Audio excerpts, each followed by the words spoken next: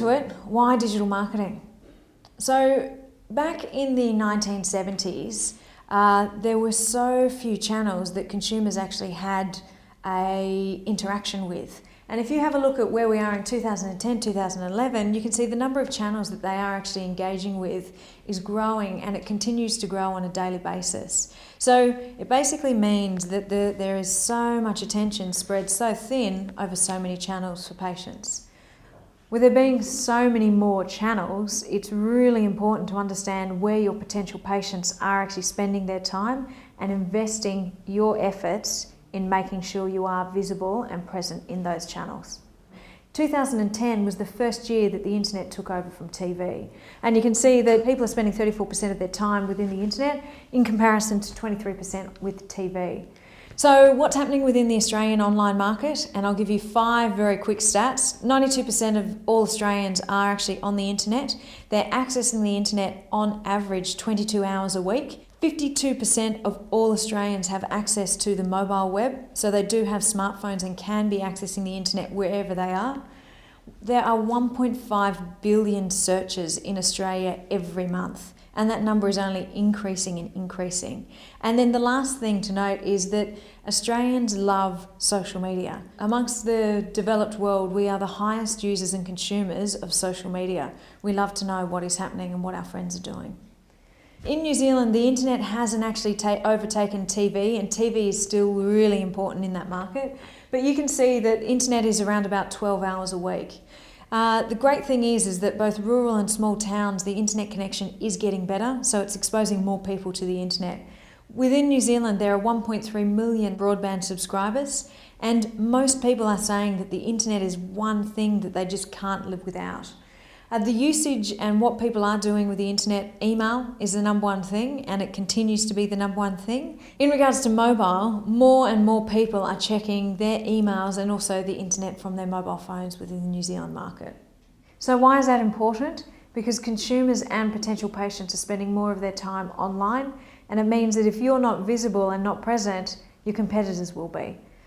Just having a look at what females do online and how it does differ from online and offline is females, and a third of females do check Facebook before they go to the bathroom in the morning. They're also spending around about 25 minutes a day on Facebook, and this is all ages. In regards to Google and searching and how females search, females are a lot more specific in the terms that they do type into Google.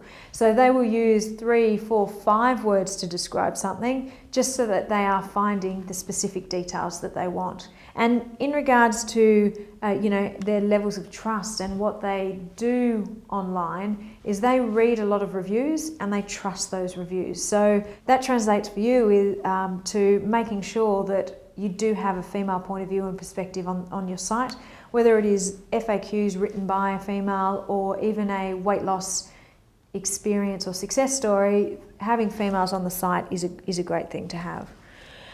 What are males doing online? And majority of time that males are spending online is on YouTube, and it really is consuming those videos and looking at what the latest and the greatest is.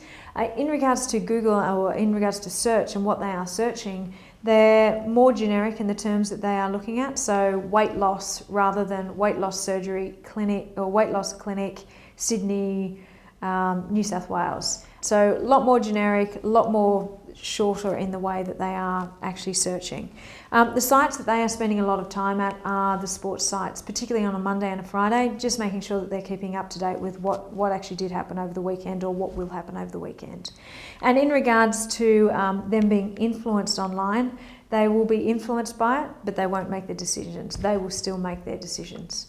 So really interesting to see that there's not much difference between what happens online and offline for both males and females. Just in regards to what is digital and what are some of the different elements that make up digital, you've got online advertising. So on a lot of the websites that you do go to, you will see some banner ads. Email marketing, so that that regular email marketing that you do send out. Mobile marketing, search engine strategy, so covering search engine optimization, the natural, the free search. And then search engine marketing, so looking at the paid and the cost per click advertising that you can be doing on Google, Bing and Yahoo. Social networks, so Facebook, Flickr, YouTube, the applications, viral, which is basically just online word of mouth, online PR, content, blogs and websites. So digital is quite broad. It does cover a lot of things, and it is good to have just a snapshot of how and where all of these fit and how they can translate to your clinics. Looking at 3 quick takeouts from this first introduction to digital marketing. The first one is that the internet and also consumers are changing, and they're constantly changing. So it is important for you not to know everything, but to make sure that you do know a bit, so that you know where it actually fits and what your potential patients or what the consumers are actually expecting from you. And then the third one is the potential patients are using the internet before they pick up their phone. So they do know, and they have been well educated and versed in, what they should expect from clinics. So it is important to make sure that you know what people are saying online and see how your websites are actually represented. So now, done the first session, moving on to what you need to know about digital, and really just going into a little bit more depth around the different elements of digital and how they are actually applicable to your clinics.